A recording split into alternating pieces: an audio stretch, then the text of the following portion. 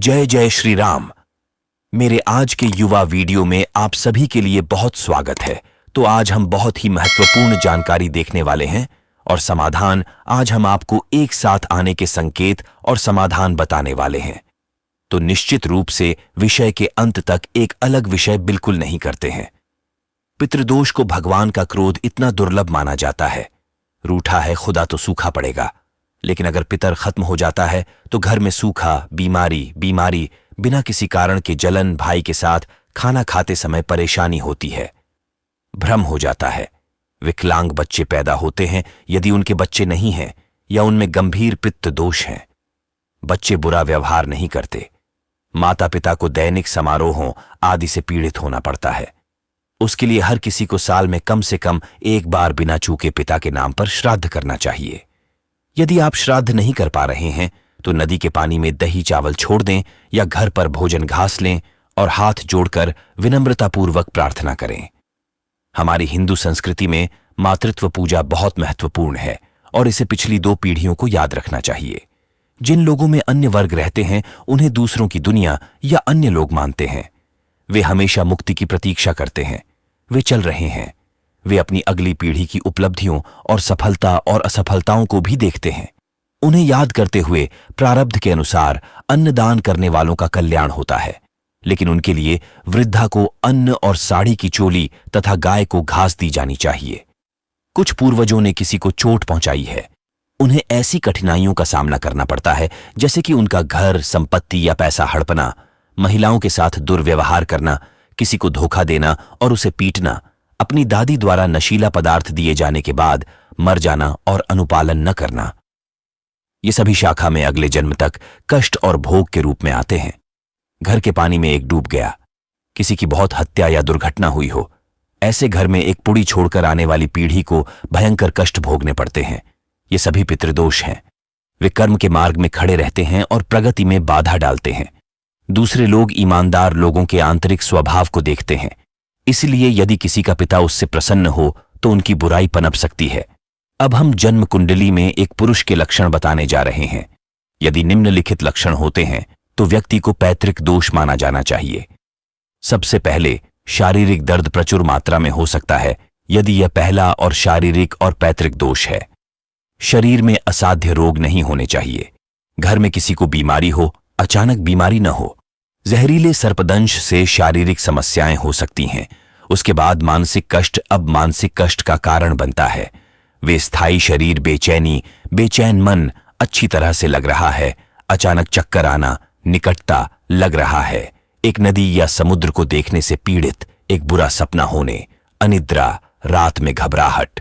पूजा पाठ, दान धर्म, कुल धर्म, कुलाचार हमारे लिए कठोर गर्दन के साथ इसमें सोचना और उस पर विश्वास करना मुश्किल हो सकता है। उसके बाद उन्हें अगली समस्या होती है। पारिवारिक जीवन में कोई समस्या क्या है? इसलिए आपको घर में पानी की आपूर्ति न करना, घर में शुभता से इनकार करना या विरासत के अधिकार से विवाह कार्य में बाधा डालना या लोगों का झगड़ा करना या बहस करना खुशी की बात हो सकती है। अन्य दोष कोर्ट कचहरी की शुरुआत, परिवार के किसी सदस्य का अचानक विघटन और किसी शव से पीड़ित होने जैसी समस्याएं पैदा कर सकते हैं। तो हम समाधान देखने जा रहे हैं।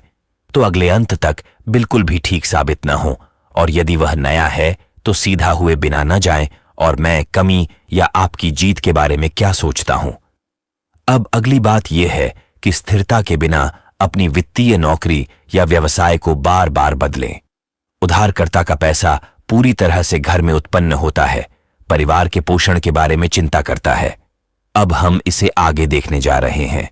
दूसरी पूजा कैसे करें? हम क्या करेंगे? श्राद्ध करें। अगर हम नारायण नागबली के बारे में एक साथ सोच रहे हैं तो अब हमें त्र्यंबकेश्वर से नारायण नागबली जाना होगा, लेकिन वास्तव में हमें त्र्यंबकेश्वर जाकर यह करना होगा। यदि आप 5 साल तक घर में पूर्वजों का श्राद्ध नहीं करते हैं तो उत्तर दिशा में नारायण नागबली पीठ का श्राद्ध अनुष्ठान और श्राद्ध करने से अन्य जानवरों को आशीर्वाद और योग्यता मिलेगी। यदि नारायण नागबली करना चाहते हैं तो उन्हें त्र्यंबकेश्वर से नासिक जाना चाहिए, क्योंकि वहां नारायण नागबली के पीड़ितों का श्राद्ध किया जाता है। फिर पति ने उस आदमी से भगवान के रूप में शादी की और वह आदमी जवान था और दूसरा जवान। उसके लिए हम केवल उन लोगों के लिए यह समाधान करने नहीं जाएंगे जो ऐसा नहीं करते हैं। वे नित्य महायाज्ञा का परिचय दें। हर व्यक्ति आत्मा के साथ पैदा नहीं होता। वह 5 रुपये का कर्ज लेकर आता है। 5 लोगों को जन्म लेने से मुक्त करना है। पंच महाभूत इन 5 गुणों से छुटकारा पाने के लिए पंचगव्य महायज्ञ करना चाहते हैं, लेकिन वह इस प्रकार व्यवहार करता है। यह कार्यक्रम तब भी काम करता है जब परिवार में कोई पुरुष या महिला पूरे परिवार के लिए यह कार्यक्रम करता है। अब सबसे पहली बात यह है कि प्रतिदिन सुबह मंदिर में 1 चम्मच शुद्ध गाय का घी डालकर निरंजन या भगवान के सामने दीपक जलाएं। साथ ही गोबर, धूप, कपूर की धूप और कुछ चावल आदि पर एक छोटा यज्ञ करना चाहिए। अब दूसरे रोगी को नियमित रूप से हरिपद की तरह मंत्र, जप, नामस्मरण, भजन, पाठ, श्लोक, पाठ, ग्रंथ, पारायण का पाठ करना चाहिए। गाय को प्रतिदिन घास या भोजन खिलाएं।